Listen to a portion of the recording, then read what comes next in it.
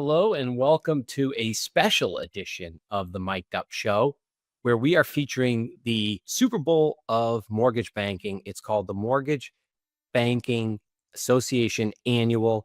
This year it is MBA Annual 25, and it's at the Fontainebleau in Las Vegas. And in our industry, that is about 3,000 to 5,000 participants.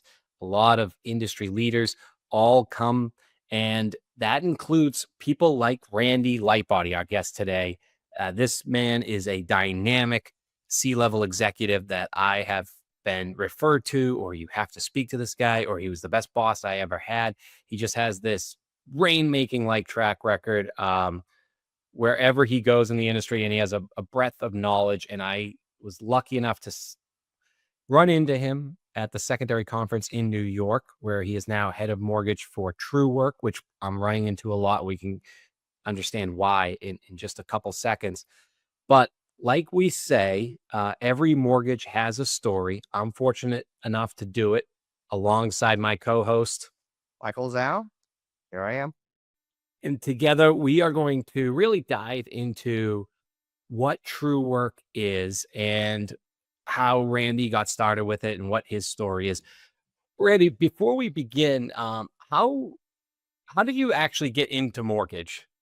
Yeah, no, good afternoon. Thank you all for the time today.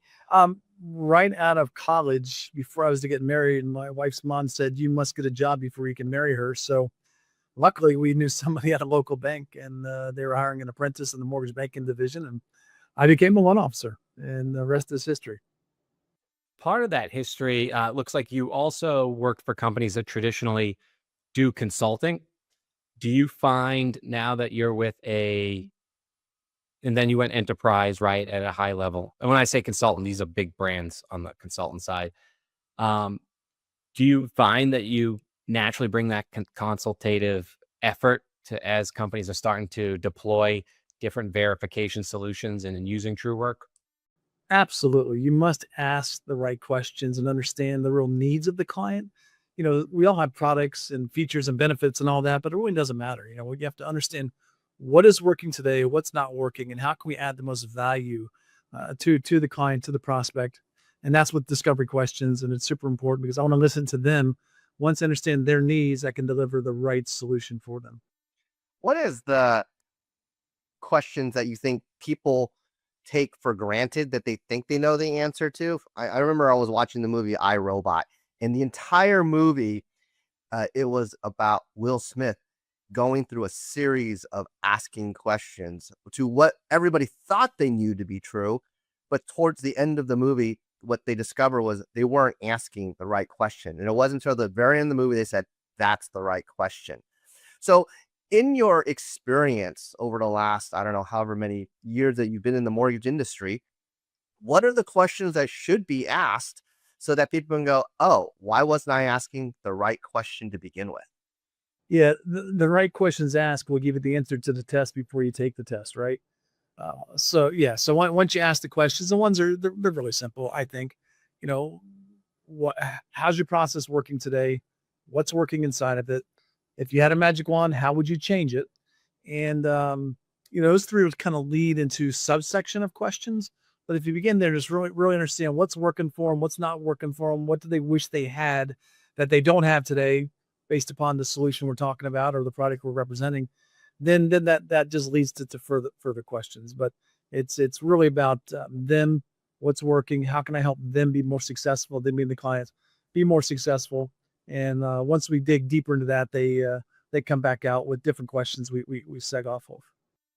One piece that always stood out to me was Barry Habib always talking about how in order for a great boom, it really needs to reach the media. So when we talk about questions, more questions occur as you see in the news today. There's a rate cut from the Fed. Now, immediately people are going to see that in the news. How do you think that'll influence borrower behavior here in the near term? And then what signals do you think lenders should be looking for because of it? Yeah, no, certainly rate cuts make headlines overnight, the same day when it happens, but actually it takes months to see how it really shapes the perspective of homebuyers. Like the last couple of rates went up and not down.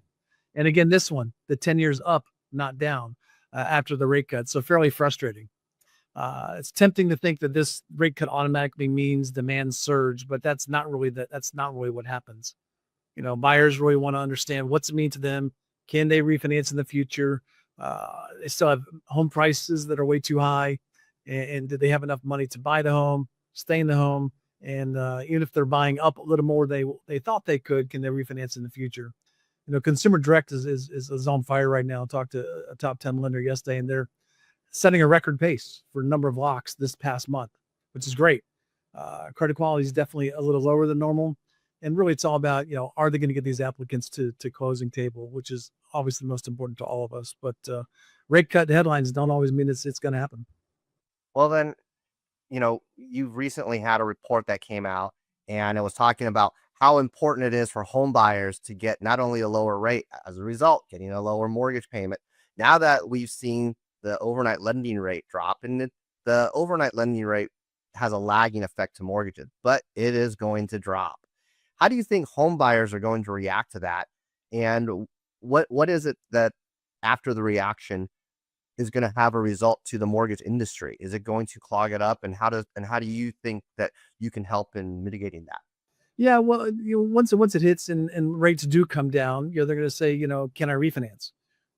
Can I refinance now? Should I buy this house now, even though rates are higher than what they were 4 or 5 years ago? What will the future hold? And so, and you mentioned it earlier, we did this home buyer report in the last 30 days, and it was overwhelmingly successful. And what we found is more than half of the buyers are counting on refinancing into a low rate in the future. A cut like this that just happened creates optimism. There's no doubt about that. But refinancing isn't always the silver bullet. You have things that you just don't factor into sometimes. Closing costs, timing. Did I make the right decision to lock now? Are rates going to keep going down? Sometimes that effort outweighs the reward, but it's certainly good for the industry refinancing. And so the more that happens, that's better for the industry all in. But people go to great lengths to pursue the dream of home ownership. And even if that means betting on the future of a refinance, it is driving, and this will drive this last rate cut and more to come, I think, and hope. And our industry should be much better next year as we go into 26. In those that don't have the home yet, those determined home buyers who want to achieve the American dream, whether that's home ownership with a picket fence or passing on generational wealth, what do you see as the industry's responsibility to keep the awareness that home buying is better than renting, or it's more sustainable to do so? And I think it's always been the mission, right, of the mortgage bankers in America, lenders, Fannie, Freddie, I do hope we all do. And I think we do see it as our responsibility to help achieve the dream of home ownership. One way is when lenders cut back on the manual costs they're doing. If they can figure out how to automate better, go digital faster, and pass those savings on to borrowers. From our perspective, one of the biggest ways the industry can help is making that process more efficient behind the scenes.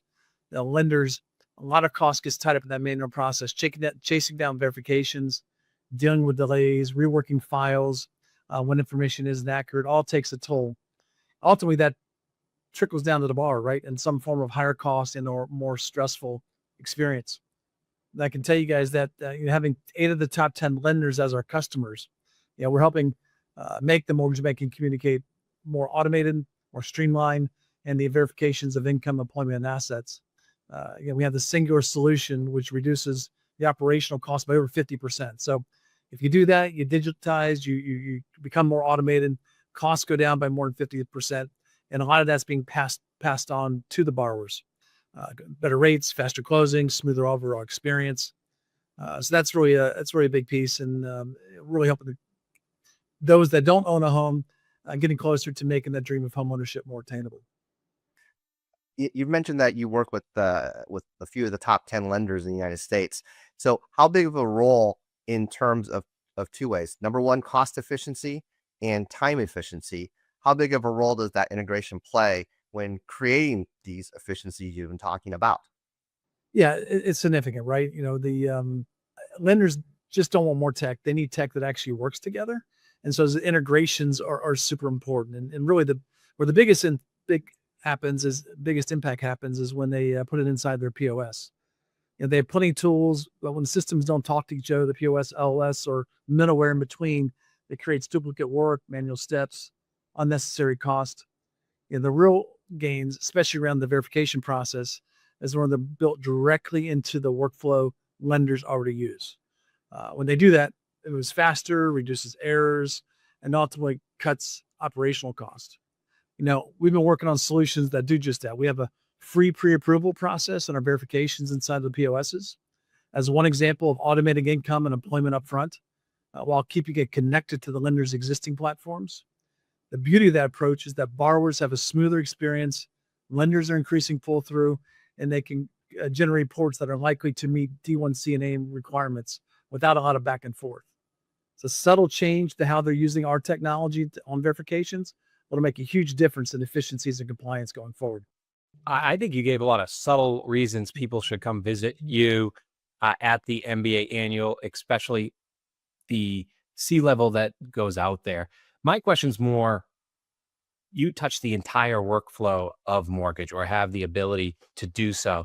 For the broader audience that we have that also works in the entire workflow of a mortgage cycle, the loan officer assistants, the loan officers, processors, closers, underwriters, can you give them a quick, what specifically is Truework? How could it make their life easier? And why should they tell the person that's coming out to Las Vegas to go find Randy Lightbody?